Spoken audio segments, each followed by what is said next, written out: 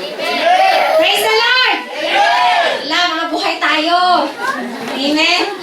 Gusto ko po magpasalamat sa Panginoon. Last Sunday, kahit kakaunti lang po kami, talagang parang ang dami-dami namin. Sabi ko nga, we never felt alone kasi yung presence ng Panginoon nandito. Parang, tingin ka ng tingin, may dati ko. Pero yung Spirit ng Panginoon, kasama namin ng Sunday, kagaya din ng mga Toledo. So, isa pa sa mga pinagpapasalamat ko, maraming salamat po sa mga prayers ninyo, sa mga tulong ninyo financially. Maliwalhati po na nailibing yung mother ko noong Miyerkules. So sabi ko nga, Lord, I have this joy and peace. Ganito pala yung mawalan ng family na alam mo kasama niya yung Panginoon. Kasi nandun yung peace knowing na kasama na niya si Lord. So, nandun yung sadness every time na mamimiss ko siya. Pero ang Panginoon talaga, yung grace niya is sufficient. Kaya all glory belongs to the Lord. Amen. Gusto kong purihin ang Panginoon dahil yung pong convention ay nagpapatunay ang katapatan ng Panginoon sa ating Filipino group. Tayo po ang pinakamalaking grupo ron. Marami pong hindi nakapunta dahil because of the crisis, many churches, lalo na yung mga Latino, nagpunta na sila sa Alemanya, nagpunta na sila sa kung saan-saan po. Pero nag-aalisan po yung mga Latino, mga Pilipino dumadami. So, purihin ang Panginoon sapagkat at yung po, halos kalahati po naka-attend doon sa convention dahil nga po sa maraming takot sa mga nangyayari sa paligid. Purihin ang Panginoon dahil sa kabila po ng mga ganon, nakuha sa panalangin. Ang Panginoon po ang nag-ingat sa convention, naging mapayapa po. Yung pong ating mga kapatid from Minorca, Mallorca, nagbiyahe sa avyon, masasaya. Wala pong nangyaring masama. Kaya po rin ng Panginoon, gusto ko, at yung weather po, nasa weather forecast, nauulan at mag-i-snow. Pero, ang init po, nakapamasyal po kami sa Toledo, tuwing kami nag-gather sa loob, umulan sa labas, pagkatapos po ng gathering, lumalabas ang araw, para makapamasyal ang mga Pilipino sa Toledo. Purihin ng Panginoon, at kung ating mga kapatid, salamat sa inyong tulong na nag-enjoy po sila yung taga Minorca, yung taga Mallorca. Purihin ng Panginoon sapagkat alam natin na kahit tayo hiwa-hiwalay sa lugar na ito, sa Espanya, isang ating puso. So binabalik ko ang pasalamat sa Panginoon. Ganun din, gusto kong wholeheartedly give thanks to our speaker last Sunday. Let's give a clap to the Lord. Purihin ng Panginoon, alam niyo po, ang hirap pong umalis sa church kung wala kayong iiwan ng mga speakers. Dito po sa church natin, kung maririnig niyo po ang mga Fire Vision students, gusto ko na po silang patayuin dito lahat. Purihin ang Panginoon po. Purihin ang Panginoon sapagkat ang daming pressure sa iglesia ito. Hindi po kami mahihirapang mag-invite ng mga new speakers here every Sunday. Kasi po yung mga katabi po nyo, hindi nyo na alam. Yan po, anointed speakers ng Panginoon yan. Marami pong churches na nagsasuffer because they cannot find speakers. But here, tayo pong ini-invite ng mga churches. So, glory to God!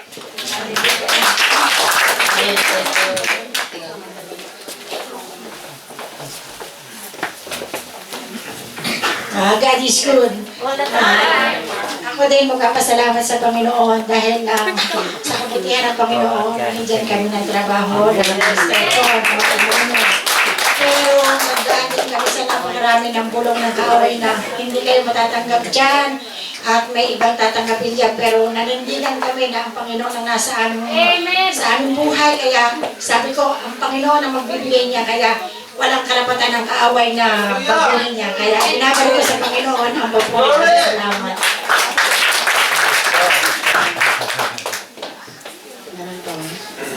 Marami. Praise the Lord, hindi po ako nahihiya na magpuri sa Panginoon. Alam niyo, akala ko ngayon hindi ako mapunta. Dahil this week talagang sober, ang dami namin trabaho. Nung Friday, we have 46 or 42 persons. So, super ang pagod namin kahapon talaga. this week. Pero alam nyo, nung nagsabi ako sa anak ko na siya pupunta dahil yung youth ngayon, sasabi ko, sige ikaw at ako ang matuka. Pero alam niyo, masakit sa loob ko na inaano ko na ako ang maiwan. Kasi nandun yung mga bata. So, 3 sila doon. Sabi ko, Lord, ang hirap pala yung maiwan ka. Kasi yung anak ko noon, ayaw niya talaga, ayaw magtrabaho. Nararamdaman ko yung nararamdaman niya kahapon. Kasi, yung parang ako ang maiwan. Sabi ko, Lord, ano ba to? Gusto kong pumunta sa church. Gusto kong mapanood yung ano. So sabi ko, Lord, nagpasalamat ako kahapon dahil sabi ko sa asawa ko, i-video mo na lang. Titingnan ko na lang sa gabi. Nung alam niyo, sabi ng amo ko, kahapon sabi niya, kahit nandito kaming 3, sabi niya, pwede kayong umalis 3. Sabi ko, napakabait mo. Alam niyo, ito ang inaano namin na Sunday, sana they stand na yung sila lang sa pamilya, kahit wala po silang katulong, makapag-stand po sila. Yung may ano niya, mga, kasi ano sila na may katulong talaga ng Sunday.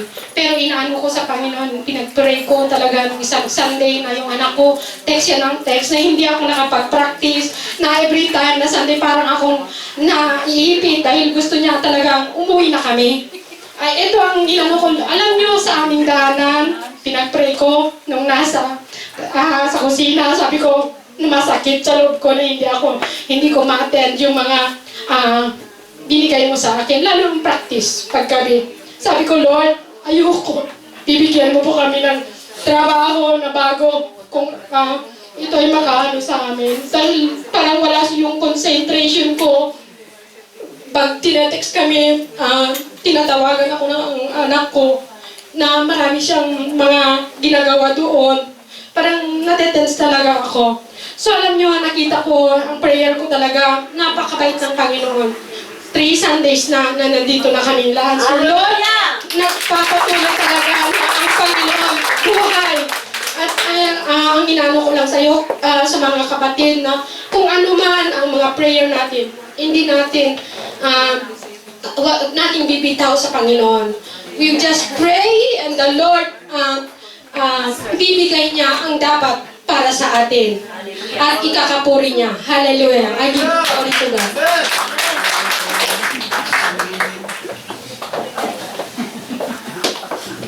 Good morning po sa ating lahat. Ako din po, mag-testify din po. Ano po, kasi itong mga nakaraan, maraming mga trials, maraming pagsubok, but praise God, talagang ang anak ng Panginoon, hindi pinapababayaan ng Panginoon. Tapos, yung ano po, yung doon sa convention, ang saya po, yung mga hindi pa nakaka-try pumunta ka ng convention, itry nyo po talagang yung kasayahan, yung puso nyo, iba ang naramdaman. Ibang naramdaman kaysa pag nakapunta po kayo ng convention. Tapos po, yung pinagpapasalamat ko sa Panginoon dahil yung mga nilalakad ko, naayos pong lahat. Kaya binabalik ko sa Panginoon ang lahat ng papuri at pasasalamat sa kanyang pangalan.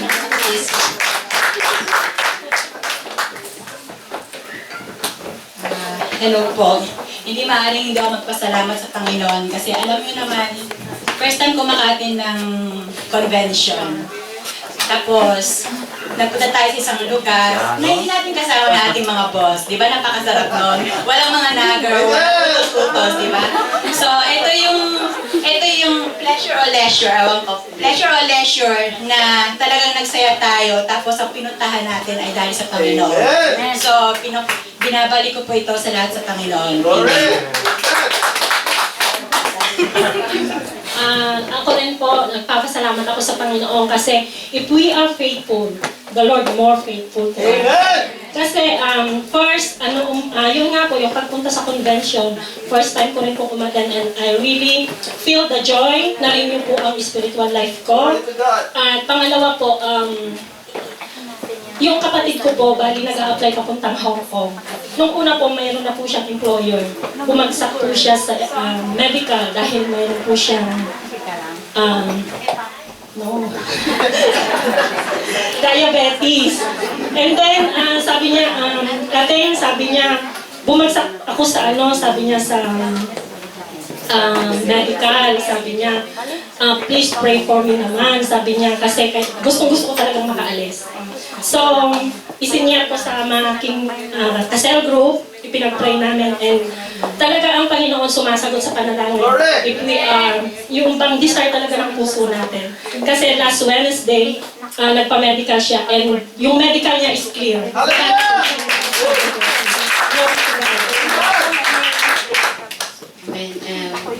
Ako din gusto ko lang din magpasalamat sa Panginoon. Doon sa convention, yung i-share ko naman yung natutunan ko. Hindi tayo palaging taga-makinig, hindi lang tayo laging nandyan lang nakaupo. Tinawag tayo ng Panginoon para mag-serve sa Kanya. Tapos gusto ko rin mag-sorry sa Panginoon kasi that time, nandun kasi ako sa, alam mo naman, yung comfort zone, parang nasanay ka na gusto mo lang gawin yung gusto mo, di ba? Gusto mo enjoy yung presence ni Lord. Gusto mo lang nandun na makipag-usap dun sa mga taong gusto mo. Hindi ko alam na talagang nilagay pala ng Panginoon yung situation na yon at ginagamit niya na pala ako, nagre-reklamo pa ako. Kasi yung isang youth namin na taga-Minorca, si Christina, siya, yung mayroon siyang konting sa mga emotional, alam niyo naman, yung adult. So, nandun na all the time na andun na talagang kailangan na kausapin ko siya, paulit-ulit, related din niya tayo. Paulit-ulit kasi kahit isang buong gabi mag-usap kayo, isa lang yung pinaka-tema ng pinag-uusapan namin. Pero ang sabi ko lang, huwag ka na lang mag-focus sa mga tao. Kasi kung mag-focus ka sa tao, talagang hindi ka makakapagpatuloy sa Panginoon. Sabi ko, ang pinaka-number 1 dapat natin gawin is yung sa Panginoon tayo nakatingin. Dahil siya naman talaga yung pinaka-best friend natin. Siya yung, alam mo na, yung mga encouragement na talagang sa Panginoon siya dapat. So sabi ko, Lord, pasensyaan na po kung nagreklamo ko na gusto kong kausapin yung mga kasama ko na ganito, na ganyan, na hindi ko na nakasama matagal. Tapos every time kasi lagi siyang nakabuntot sa akin. Hindi ko alam kung paano ko siya iwanan. Gusto kong kausapin si ganito. Gusto kong makipag-usap ng maayos dun sa mga iba. Pero each time talaga, kailangan siyang susunod sa akin dahil ayaw niya talaga yung pakiramdam ng nalileft out. Ayaw niya. She really hate it. At yun yung sinabi niya sa akin na talagang honestly, I really hate that thing. Sabi niya ganun. Ayoko talagang iniiwanan ako. Sabi niya ganun. So, all the time, buntot ko siya. Sabi ko, Lord, tulungan mo ako. Pero nung nandito na ako, na nakabalik na kami dito sa Madrid, sabi ko, Lord, sorry naman. Ginagamit mo na pala ako that time para mag-minister. Kahit na sabihin natin na yung soul na yan is parang pakiramdam mo na hindi gagamitin ng Panginoon, who knows? Siya ang maging key para sa pamilya niya na maging Christian silang lahat. So, patuloy lang tayo na magpagamit sa Panginoon. Huwag tayong mag-stick sa comfort zone. Kung kailangan na gawin natin yun para sa Panginoon all the time, gawin natin. Kasi hindi pwede na lagi lang tayo nakaupo. Kailangan lagi tayong merong iisipin na gagawin para sa Panginoon. Ibalik natin yung pasasalamat.